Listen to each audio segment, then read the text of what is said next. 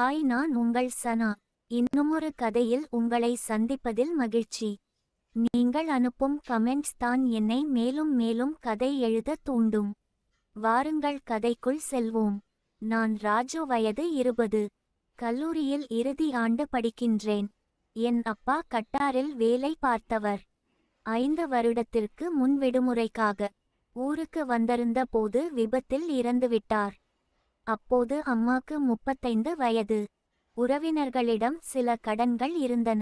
நானும் படிக்கும் வயது என்பதாலும், கட்டார் அரபியின் வீட்டில் அப்பாவுக்கு நன்மதிப்பு இருந்ததாலும், அந்த அரபி குடும்பம் அம்மாவை வீட்டு வேலைக்கு அழைக்க சம்மதித்தார்கள். ஆனால் வேறொரு நாட்டவருக்கு இருக்கும் மனம் எம் உறவினருக்கு இருக்கவில்லை. அம்மாவும் வேறு வழியில்லாமல் கட்டாருக்கு சென்று விட்டார். அம்மா சென்றது ஊரில் யாருக்கும் விருப்பமில்லை. ஆதலால் என்னை எப்போதும் திட்டிக்கொண்டே இருப்பார்கள். இது அம்மாக்கும் தெரியும். ஆரம்பத்தில் எனக்கு கஷ்டமாக இருந்தாலும் நான் பழகிக்கொண்டேன். என் பாடசாலை முடிந்ததும் கல்லூரி ஒன்றில் சேர்ந்து படிக்க ஆரம்பித்து விட்டேன். ஹாஸ்டலில் தான் தங்கியிருக்கின்றேன். அம்மா வருடத்திற்கு ஒருமுறை வந்து விட்டு செல்வார். இப்போது கடன்கள் முடிந்து விட்டன.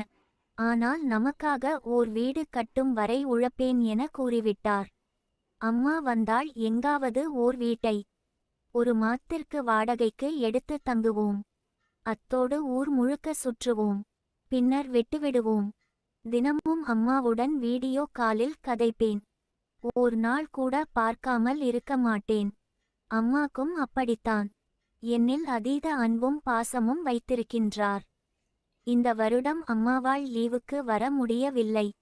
ஏனென்றால் அப்போது தான் எனக்கும் இங்கு செமஸ்டர் எக்ஸாம் நடந்து கொண்டிருந்தது. அம்மா வந்தால் எக்ஸாம் பாதிக்கும் என்று வரவில்லை. அது எனக்கு மிகுந்த கவலையாக இருந்தது. எக்ஸாம் முடிந்து சில நாளில் எனக்கு 20 பிறந்த தினம் வந்தது. நான் அம்மாவிடம், உங்களை பார்க்கணும் போல இருக்கு. முதலாளியிடம் கூறி எனக்கு ஓர் விசா அனுப்ப முடியுமா என கேட்டேன். அம்மாவோ என் லீவையும் பிறந்த நாளையும் முதலாளியிடம் கூறி 1 மாத விசாவை பெற்றுத்தந்தார். என்னிடம் ஏற்கனவே பாஸ்போர்ட் இருந்ததால் இலகுவாயிற்று. சில நாட்களிலேயே நான் கட்டார் சென்றேன். அங்கு என்னை வரவேற்க அந்த வீட்டிலிருந்து டிரைவர் வந்திருந்தார். நான் அங்கு சென்றதும் அனைவரும் விசாரித்தபடி இருந்தனர். பின் அம்மா என்னை அழைத்து கொண்டு அவரது அறைக்குச் சென்றார். அது ஒரு சிறிய அறை. கதவை சாத்தியதும் அம்மா என்னை இறுக்கமாக கட்டியணைத்து அழுதார். சுமார் 15 நிமிடம் அப்படியே நின்றிருப்போம். அப்போது தான் எனக்கு காதல் பிறந்தது. மெதுமெதுவாக என்னுள் மின்சாரம் பாய்ந்தது. அம்மா என்னை போலவே மெல்லிய தேகமுடையவள். வட்ட முகம், அளவான கூந்தல். அம்மா என் கழுத்தை கட்டி பிடித்திருந்தார். பின் அம்மா மெதுவாக என் நெற்றியில் முத்தமிட்டார். நான் பதிலுக்கு நெற்றியிலும் கன்னத்திலும் முத்தமிட்டேன். எப்படி ராசா இருக்கிற என்றார். மீண்டும் நான் நெற்றியில் முத்தமிட்டு இருக்க கட்டி பிடித்துக்கொண்டேன். சிறிது நேரத்தில் அம்மா என் முதுகை தடவியபடி, சரி, நீ ரெஸ்ட் எடுத்துக்கோ, நான் வேலைய முடிச்சுட்டு வாரன் என்று விலகினார். நானும் மனமில்லாமல் விலகினேன். அன்று இரவு வேலையாட்களுக்கான பகுதியில் சென்று நானும் உணவருந்தி விட்டு அறைக்குள் சென்றேன். அம்மா சில மணி நேரம் கழித்து வந்தவர். நேராக பாத்ரூம் சென்று குளித்துவிட்டு வழமையாக போடும் நைட் ட்ரெஸ் போட்டுக்கொண்டு வந்தார். நாளை அரை நாள் வேலை இருக்கு. அதன்பின் 2 நாள் லீவு தந்திருக்கிறார்கள் என்றார். பின் இருவரும் அருகருகில் படுத்தபடி நீண்ட நேரம் கதைத்து கொண்டு அப்படியே தூங்கிப்போனோம். அதிகாலையில் எப்போதும் என் தம்பி விழித்துக்கொண்டு இருப்பான். அன்றும் அவன் விழித்துக்கொண்டு என்னை எழுப்பினான். வழமையாக தனியாக தூங்கும் என் அருகில் இன்று அம்மா படுக்கின்றார். என்ன செய்வதென்று யோசித்துவிட்டு பரவாயில்லை என்று அம்மாவை பின்னாலிருந்து அணைத்தபடி தூங்கினேன். என் அம்மா உணர்ந்திருக்க வேண்டும். அம்மாவும் விழித்துக்கொண்டார். சற்று அட்ஜஸ்ட் செய்து படுக்க முயற்சித்தார். முடியவில்லை. சற்று நேரம் அப்படியே இருந்து விட்டு அவரது வேலைக்கு நேரமானதும் எழுந்து தயாராகி சென்று விட்டார். பின் அன்று மாலை முழுவதும் ஓர் மால் சென்று அங்கும் இங்கும் சுற்றித் திரிந்துவிட்டு அங்கேயே சாப்பிட்டு விட்டு வீடு வந்தோம். இரவு கட்டிலில் படுத்தபடி பிறந்த நாள் பரிசாக என்ன வேண்டும் என்றார். என் பிறந்த நாள் முடிந்து ஒரு வாரமாகி இருந்தது. நீ என் கூட இரும்மா, அது போதும் என்றேன்.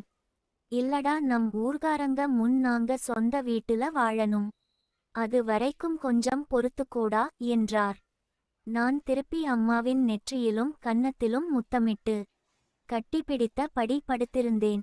உடனே அம்மா, உனக்கு சீக்கிரமா ஒரு பொண்ண பார்த்து கட்டி வைக்கணும் என்றார்.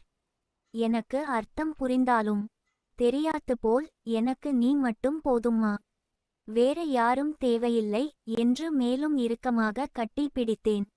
அது இல்ல ராசா, நீ வளர்ந்துட்டே அதான் என்றார்.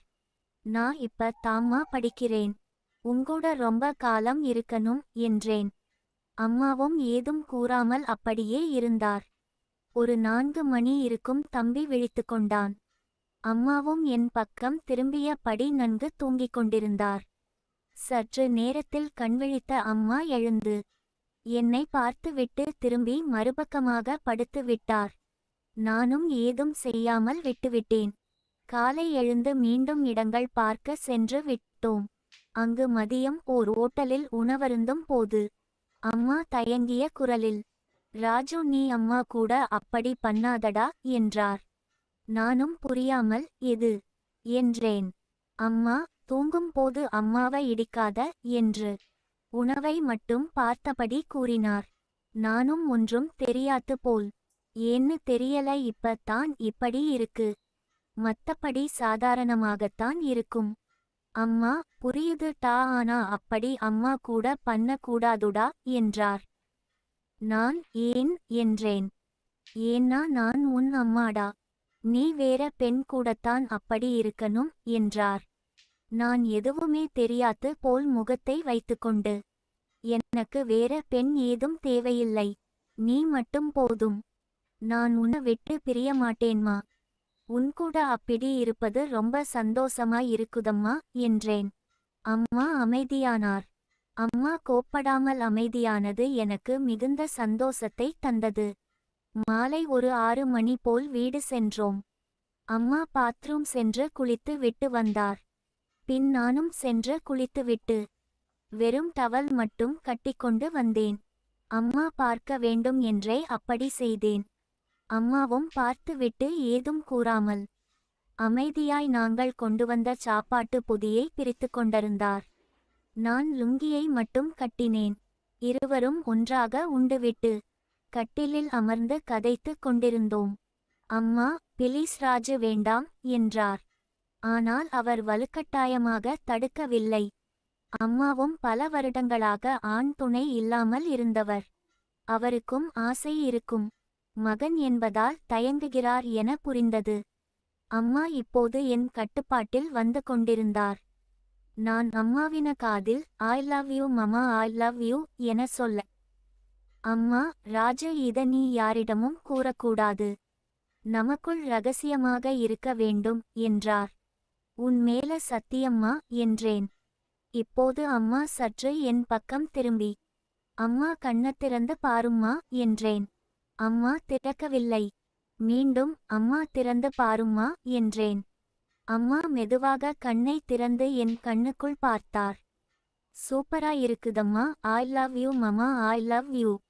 அப்படியே உனக்கு பிடிச்சிருக்கா என்றேன். உன் சந்தோஷம் தண்டா எனக்கு முக்கியம், உனக்கு சந்தோஷம் என்றா எனக்கும் சந்தோஷம் தாண்டா என்றாள். அவளின் சம்மதத்தினின்படியே அன்று சந்தோஷமாக இருந்தோம்.